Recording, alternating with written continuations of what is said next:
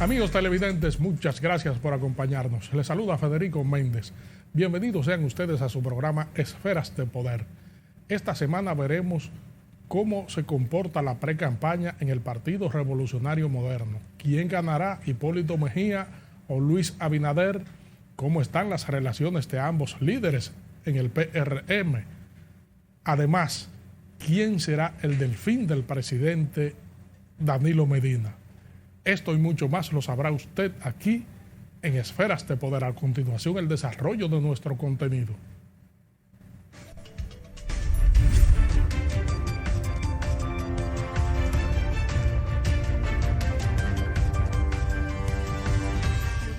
Donald Guerrero, ministro de Hacienda, asegura que con la unificación de los procesos de febrero y mayo, el país se ahorraría entre 4 y 5 mil millones de pesos. Nosotros entendemos que todavía es un poco prematuro porque hay partidos que se han manifestado en favor de la unificación de las elecciones.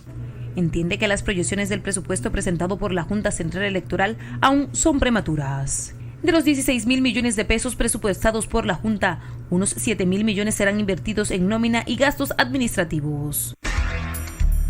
Centraron su atención en la trata de personas, un crimen de alcance transnacional que pone a prueba la capacidad de gobiernos y organizaciones sociales para enfrentarlo. Son niños, adolescentes, mujeres inmigrantes en condiciones de vulnerabilidad los más proclives a caer en las garras de las redes traficantes. Mis prioridades principales desde el principio de mi estancia aquí ha sido apoyar al gobierno dominicano para fortalecer la seguridad ciudadana.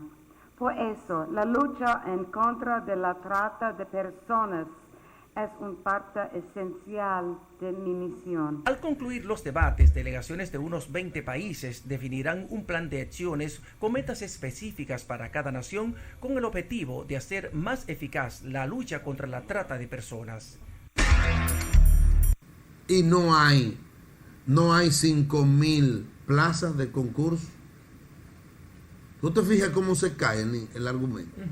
Wilson Roas se refiere a una investigación periodística según la cual solo 60 investigaciones de 5.000 presentadas por postulantes a distintas plazas de especialidades médicas eran auténticas. Para concursar por una subespecialidad es necesario realizar investigaciones y publicarlas, presentar conferencias y otras actividades profesionales con un punto acumulativo para la cualificación final. Pero según la denuncia, la mayoría de los 5.000 expedientes presentaron falsificación, plagio y otras faltas graves, considerado exagerado por el gremio médico, aunque confirma al menos 2 casos. El encuentro para trazar estrategias se realizó a puertas cerradas en un hotel de la capital y duró poco más de 1 hora. Asistieron más de 400 miembros del Comité Central que responden a la línea del presidente Danilo Medina, en un encuentro que se produce cuando crecen las expectativas sobre el delfín que enfrentaría al expresidente Leonel Fernández en las primarias de octubre. Una reunión rutinaria del equipo del presidente, siempre unido, ahora más firme que nunca. Y entonces estamos preparándonos para los procesos que vienen. Para el vocero del bloque de diputados del partido oficialista, de los precandidatos del danilismo, Gonzalo Castillo se perfila como el más potable. La Comisión Nacional Electoral del PLD tiene hasta el 22 de agosto para recibir el listado de los aspirantes ante la Junta Central Electoral. Las elecciones municipales del año 2020 cuestan 4.062 millones de pesos. El presidente de la Junta Central Electoral, Julio César Castaños Guzmán, reiteró que trabajan según el cronograma establecido para dar un proceso transparente al país.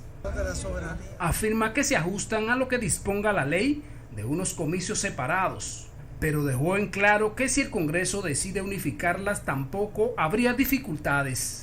Pero el presidente del PRD, Miguel Vargas, respalda abiertamente la unificación de las elecciones para ahorrar recursos económicos.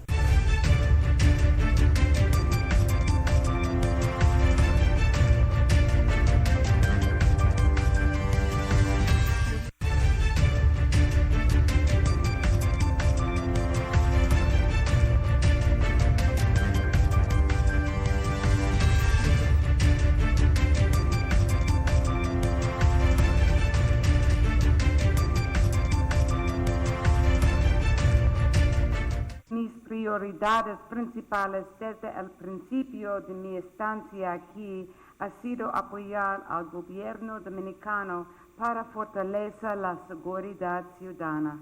Por eso, la lucha en contra de la trata de personas es una parte esencial de mi misión.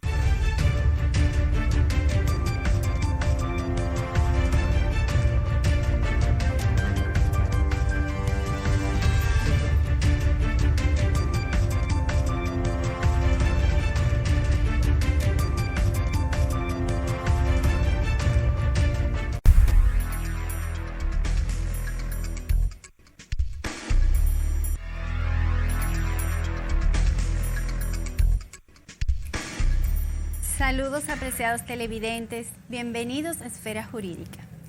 Desde hace algunas semanas hemos querido concluir un tema importante como es el derecho de los menores. Sin embargo, vamos a postergar ese tema, la conclusión de ese tema, para abordar uno que es muy importante y es el decreto 259 que este 1 de agosto emitió el Poder Ejecutivo, que contiene el reglamento de simplificación de procedimientos tributarios para determinadas empresas.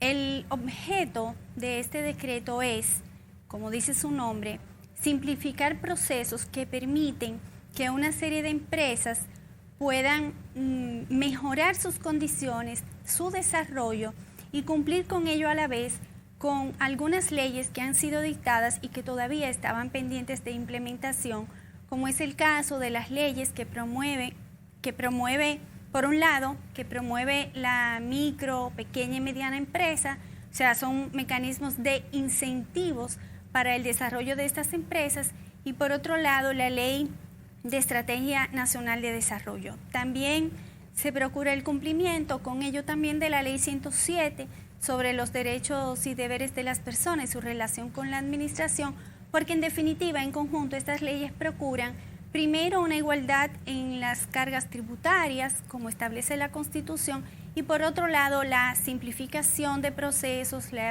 evitar duplicidades innecesarias, pero también mejorar las condiciones de este tipo de empresas. El objeto de esta empresa, como ya lo hemos dicho, es la simplificación de procedimientos. Por un lado, ¿a quiénes va dirigida este decreto? ¿Cuál es el ámbito de aplicación? Por un lado, las personas físicas y jurídicas que se dedican a prestar servicios y a las empresas dedicadas a servicios del sector agropecuario. También y a las personas jurídicas que producen bienes, cuyas ventas no sobrepasan los 8.700.000 pesos, e igualmente a las personas físicas y jurídicas dedicadas al comercio de bienes, cuyas compras e importaciones no superan los 40 millones de pesos. Este decreto establece de forma muy puntual cuáles empresas no están incluidas, como aquellas que se dedican, por ejemplo, a la producción de bebidas alcohólicas, de combustibles, de cigarrillos, a empresas cuyos accionistas, personas físicas, sean extranjeras, o a empresas que también sus accionistas o socios sean personas jurídicas. También empresas dedicadas a la administración de su patrimonio autónomo. Hay que cumplir una serie de requisitos para ser acogido, para que la DGI pueda acoger a una empresa dentro de este régimen, y son regímenes regularmente normales, que son los que se refieren a su actualización de empresas, que todo estén bien, pero hay uno que particularmente entendemos que merece una revisión, porque precisamente, y es el que se refiere a que las personas físicas o jurídicas que entren dentro de este renglón, dentro de estas condiciones, deben de estar al día en el pago de sus obligaciones fiscales.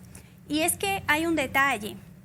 La ley o el conjunto de leyes o los estudios que se han hecho en torno a estas pequeñas empresas han verificado que efectivamente es un gran lastre, un gran problema cumplir, que esas empresas puedan cumplir como si se tratase de una gran empresa. Entonces, realmente, estas empresas vienen arrastrando situaciones que tienen que ver precisamente por todas esas formalidades y esas obligaciones tributarias como si se tratara de una gran empresa. En ese sentido, entendemos que esa parte debe de ser revisada en este decreto. En otro orden, también es importante destacar que este decreto establece un plazo para eso y sobre todo lo más importante, de qué libera a estas empresas este decreto. Libera particularmente de 3 temas, de 3 puntos importantes. Primero, las libera de la presentación mensual de las declaraciones de ventas y compras. En segundo lugar, libera del pago del anticipo del impuesto sobre la renta. Es importante prestar atención porque no es que elimina el impuesto, porque no puede un decreto, pero sí el anticipo. Y por último, la libera del pago de los activos. Hasta la próxima.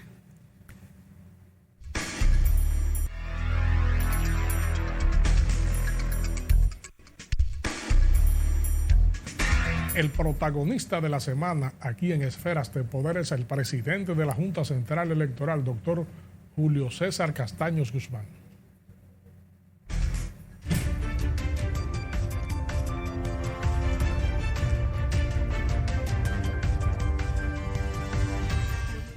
Las primarias nos costarían 1.167 millones de pesos más de lo que ya hemos invertido.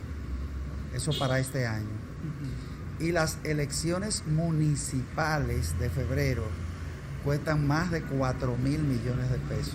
Todos los países. Así es, porque nosotros hemos hecho cada día más complejo el sistema electoral dominicano.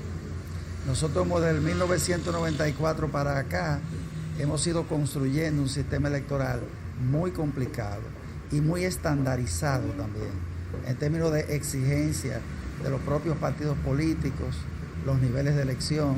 Pero nuestro presupuesto es un presupuesto realista y al final de cuentas la República, si quiere la calidad de elecciones que están referenciadas en el mundo entero y que ha ido construyendo el país, necesita pues ver esa realidad de frente.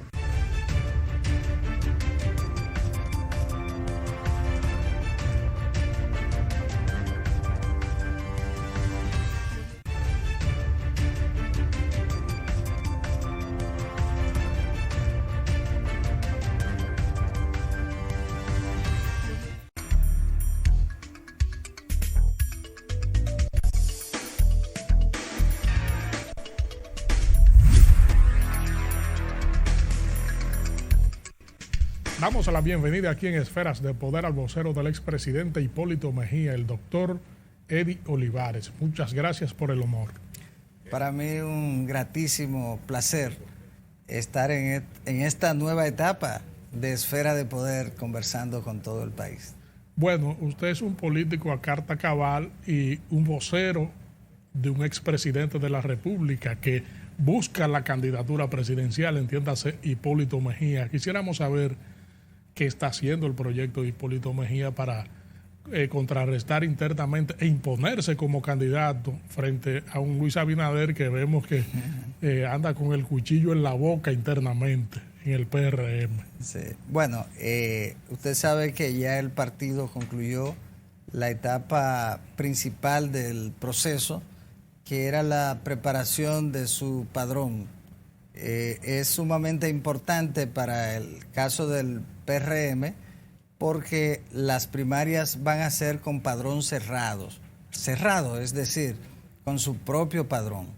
Ese padrón está conformado por 1.297.000 y tanto miembros del partido. Esos dirigentes y militantes del partido son los que tienen derecho a sufragar en las primarias del día 6 de octubre. En ese sentido, el presidente Mejía, cuando ya se determinó que iba a ser mediante primaria, asumió personalmente los trabajos sumamente difíciles de organizar las personas que iban o que van a votar en esas primarias. En ese sentido, empezó por convocar a sus dirigentes de todo el país. Se reunió con ellos, le advirtió que la única posibilidad de ganar candidaturas, porque no es solo la candidatura presidencial que está en juego el día 6 de octubre, son las candidaturas también a senador, a diputado, a alcalde, a regidor, a director de distrito municipal, a vocal de distrito municipal.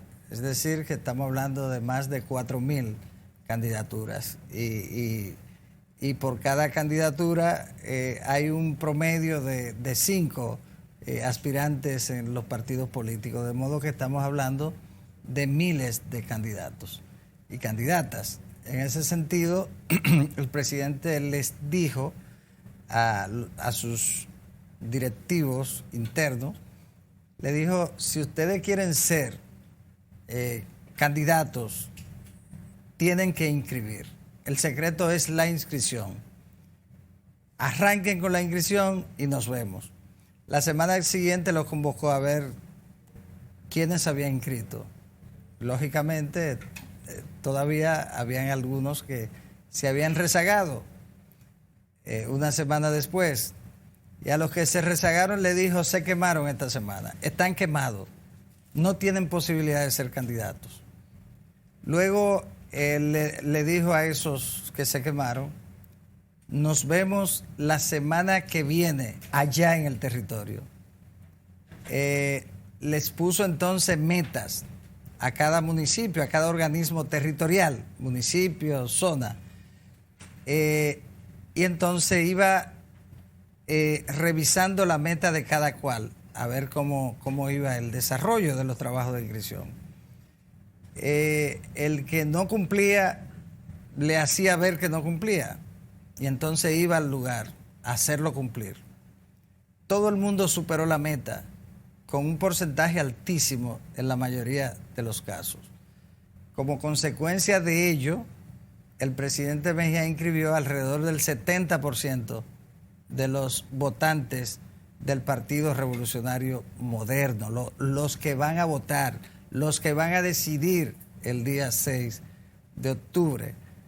Y ahora estamos en otra etapa que ya él inició, que es la etapa de la consolidación de esa exitosa jornada de inscripción. La consolidación implica una serie de trabajos de campo. Después de haber recorrido durante completo el territorio nacional 2 o 3 veces, ahora vuelve a recorrerlo para consolidar el voto. Sin lugar a dudas, Hipólito Mejía va a ganar las primarias del día 6 de octubre de una manera contundente. Ese es el trabajo que estamos desarrollando, y ese trabajo implica una estrategia que se ha elaborado, que está muy bien definida en cuanto a qué hay que hacer, qué hay que utilizar para obtener el triunfo el día 6 de octubre.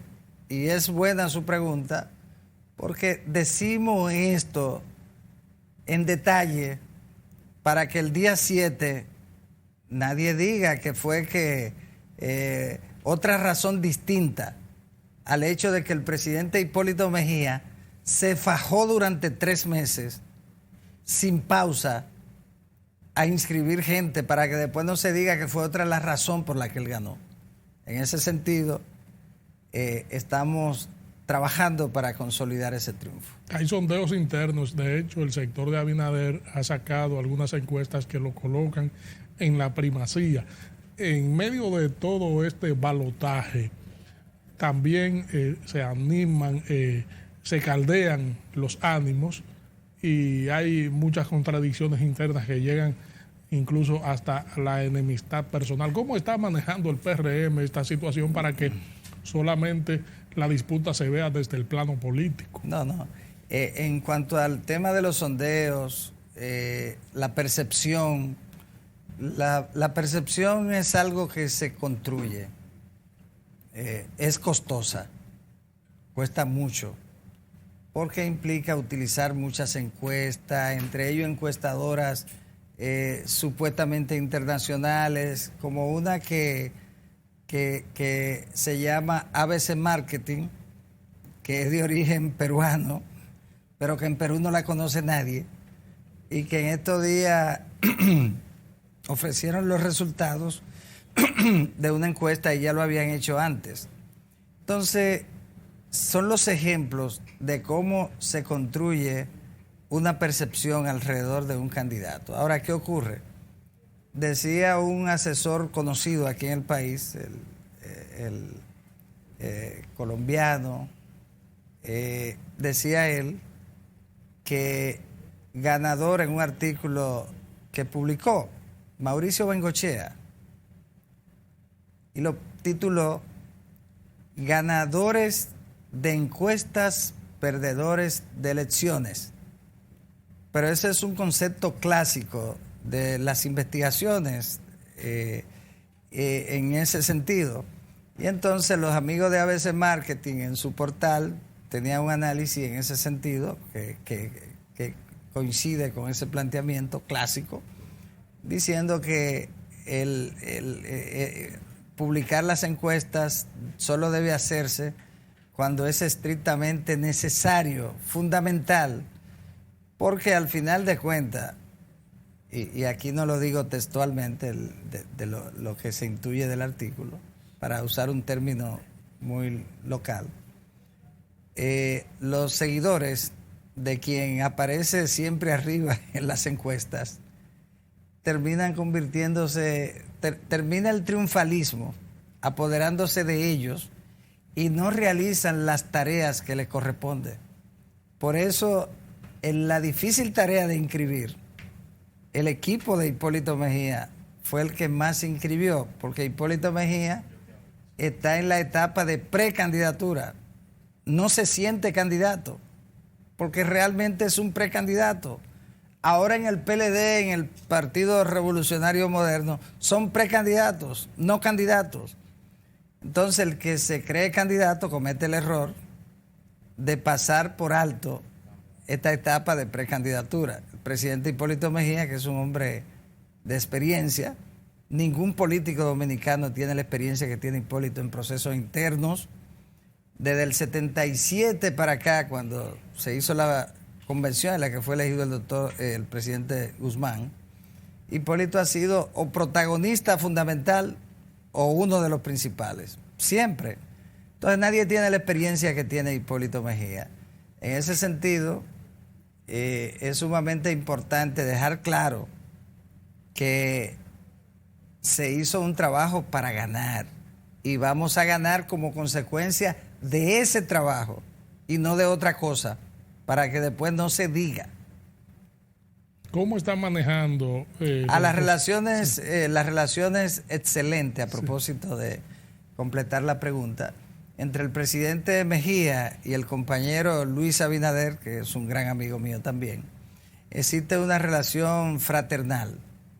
Son vínculos de muchos años, muy estrechos, casi familiares, y esa relación se ha mantenido dentro del marco de un gran respeto. Ellos se reúnen periódicamente cada vez que hay que tomar una decisión importante del partido en la que es necesario que ellos participen, se reúnen y toman la decisión.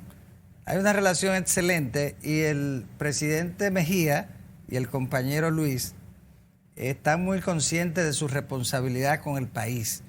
Y esa responsabilidad es la de producir la alternancia en el año 2020, después de 16 años en el poder, para que esta democracia funcione correctamente, se reencauce y mejore la situación del país. es necesario esa alternancia, que Churchill decía que la alternancia es el abono de la democracia. Esta democracia necesita abono, porque después de 16 años está dañada. Estamos en un país en el que la institucionalidad democrática se ha deteriorado profundamente. También la institucionalidad de la administración está profundamente deteriorada. La situación del país gravísima, 54% del PIB se paga en una deuda externa que ha generado el Partido de la Liberación Dominicana desde el año 2004, que la encontró bajitita y la ha terminado sobrepasando, llegando al 54%, sobrepasando la línea que indica la economía para el nivel de desarrollo del país. En ese sentido, el compañero Hipólito Mejía y el compañero Luis Abinader están conscientes de que la responsabilidad de cambiar eso la tienen ellos, y por lo tanto, por encima de cualquier situación interna, está esa misión que ellos tienen muy claro, y por lo tanto en el PRM no habrá problema.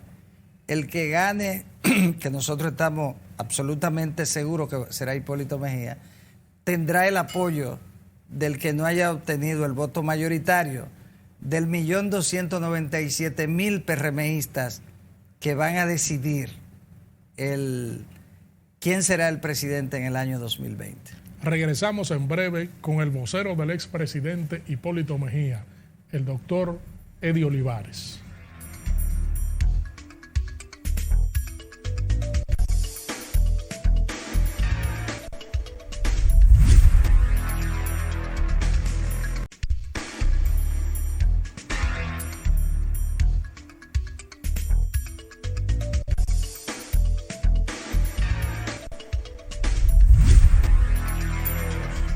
Estamos conversando aquí en Esferas de Poder con el vocero del expresidente Hipólito Mejía, el doctor Eddie Olivares. En su condición de ex magistrado de la Junta Central Electoral, ha explotado el monstruo de las próximas elecciones, que es el presupuesto, el dinero que conlleva ese proceso electoral, el gasto considerado astronómico para muchos sectores. Realmente es un monto considerable. Incluso hay planteamientos que procuran mitigar ese magro presupuesto, y se habla de unificar las elecciones para tratar de aminorar ese gasto.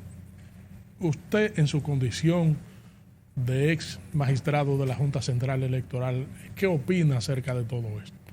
Bueno, el presupuesto, lo que la Junta aprobó fue su proyecto de presupuesto. No es el presupuesto, es un proyecto.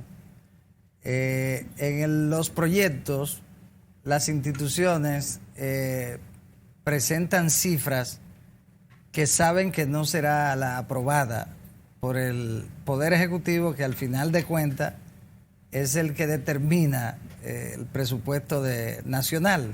La ley de presupuesto, al final de cuentas, en un país en el que el Congreso es un sello gomígrafo, es el producto de la voluntad del administrador, que en este caso es el Poder Ejecutivo. En ese sentido, si usted presenta un presupuesto bajito, le van a dar la mitad como quiera. Si lo presenta alto, posiblemente le den una cifra que le permitirá manejar su año. Pero en el caso de la Junta ha presentado un presupuesto sobre la base, como usted señaló, de 2 eventos electorales que se producirán con una diferencia de 3 meses. Las elecciones municipales que se celebrarán el día 16 de febrero próximo, y las elecciones presidenciales que se celebrarán apenas 3 meses después, el día 17 de mayo. Esa unificación, que fue el producto de un desatino inexplicable de la reforma del 2010 del presidente Leonel Fernández implicó que la separación se produjera por apenas 3 meses. Pero no es solo los 3 meses, es el hecho de que 3 meses, apenas 48 días, 28 días después antes de las elecciones presidenciales, es que se van a juramentar las autoridades municipales, que será el día 24 de abril. El 24 de abril es la fecha de inscripción, de toma de posesión de las autoridades municipales que serán elegidas en las elecciones municipales del día 16 de febrero. Entonces, todavía ese día la Junta Central Electoral concluirá con el proceso posterior a la elección del nivel municipal.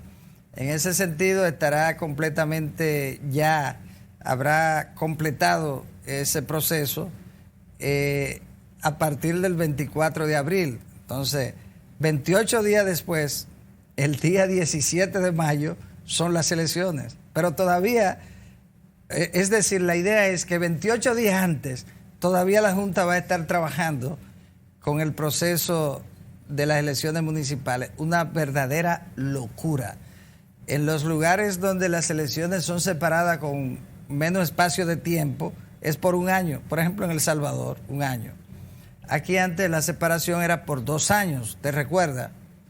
Que fue el producto de la reforma constitucional del 1994, después de la crisis que se generó y que casi lleva al país al borde de una guerra civil, gracias al doctor José Francisco Peña Gómez y el manejo de la crisis que tuvo, después de un fraude que le costó el triunfo en esas elecciones, un fraude comprobado, el único fraude electoral comprobado en la República Dominicana, unos 237,000 dislocados en el padrón, comprobado.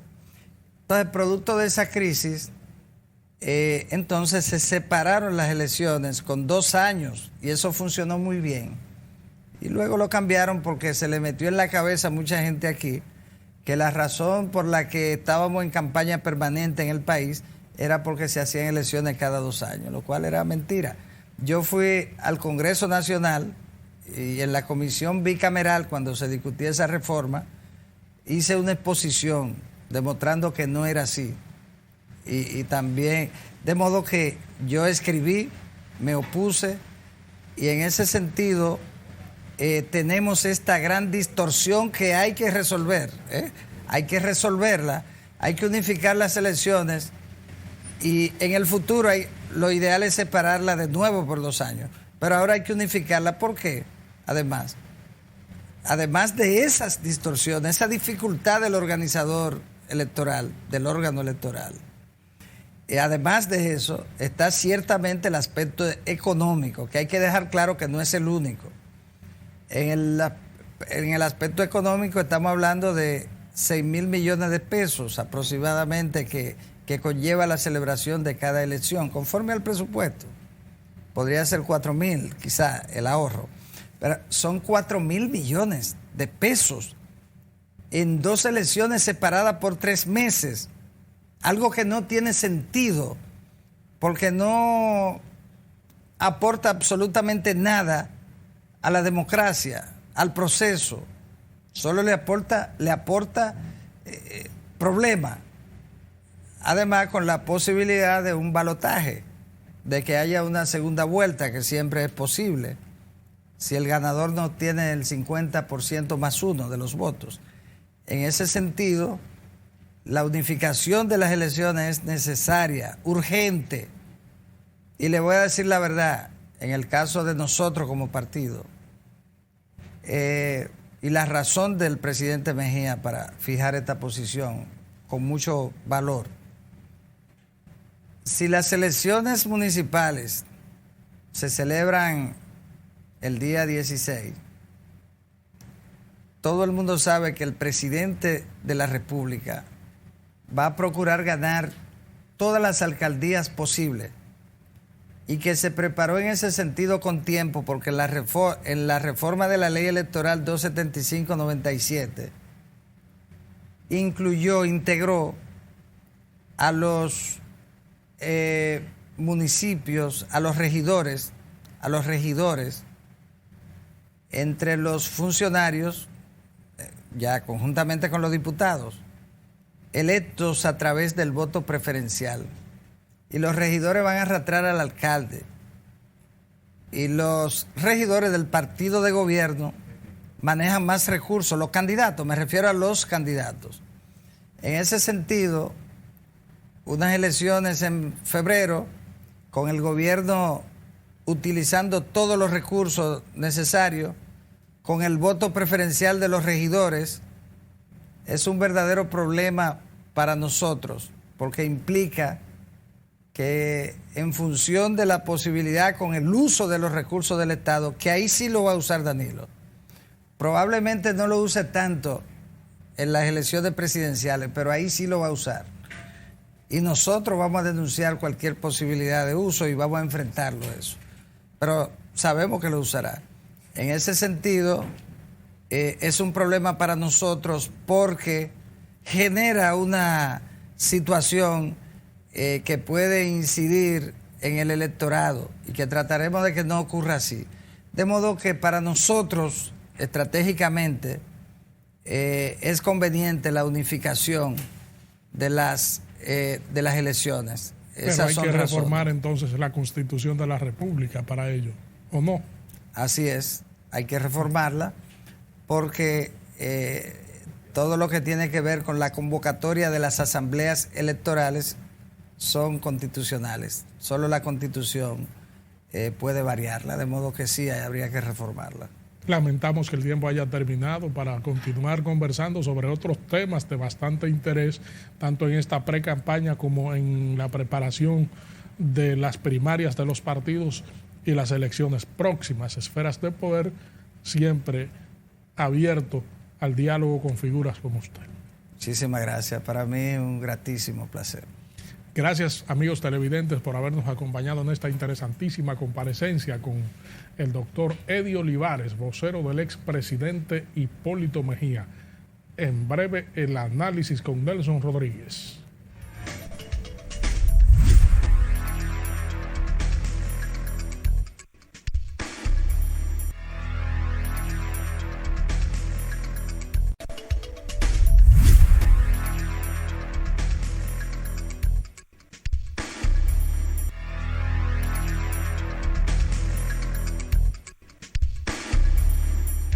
El nuestro es un país en el que la agenda de la política y de los políticos lo domina todo. Cuando no es una cosa, es la otra.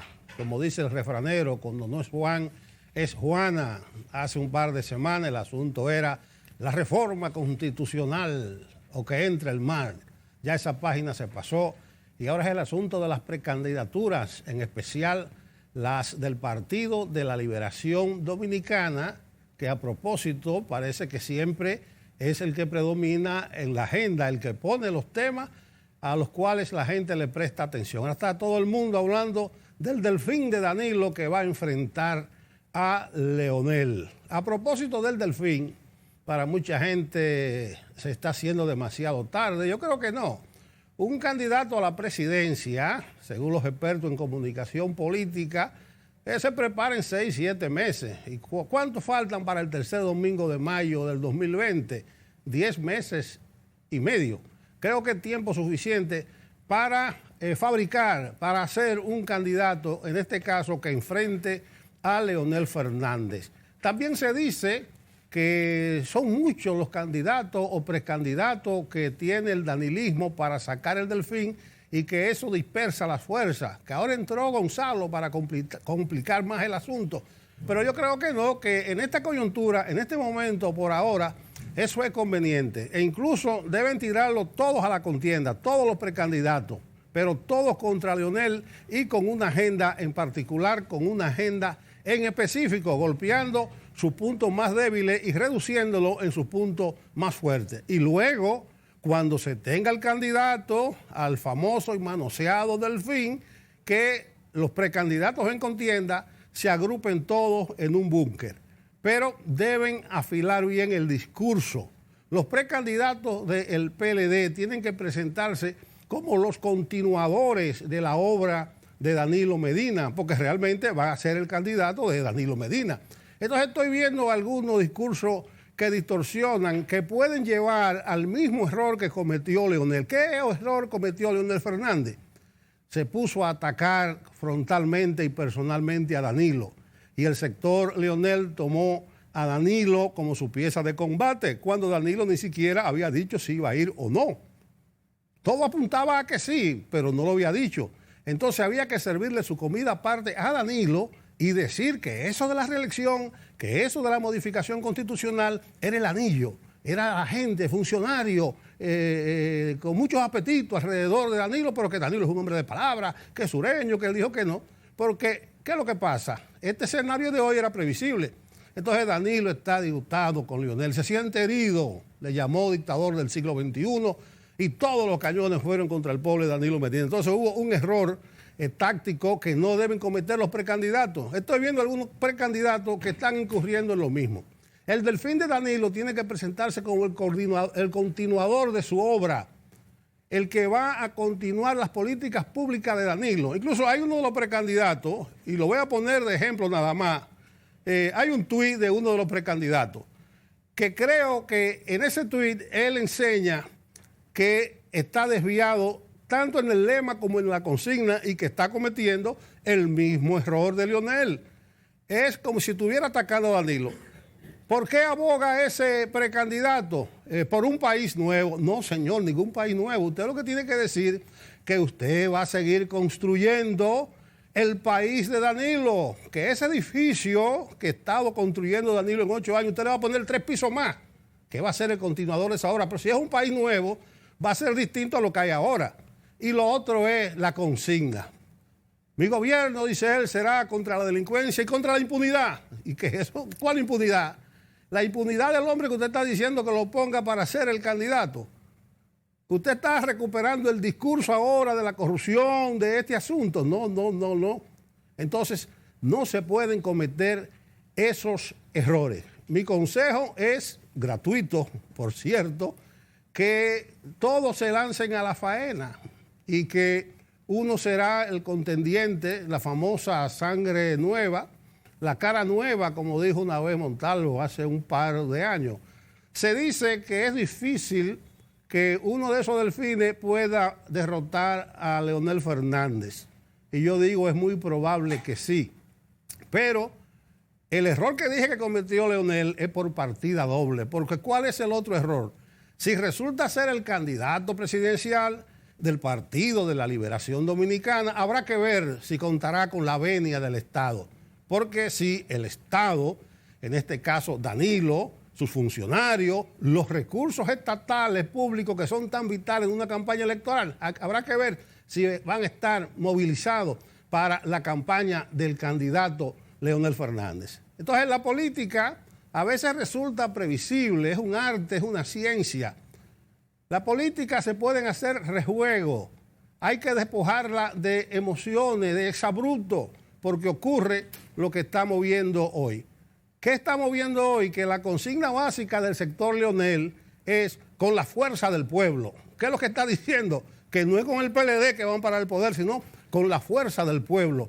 Una cosa tan difusa, tan abstracta, tan amplia como el concepto pueblo, que yo digo, no se vayan, que esto se pone bueno, siéntense a ver, que yo creo que habrá todavía muchas cosas nuevas en este país. Muchas gracias.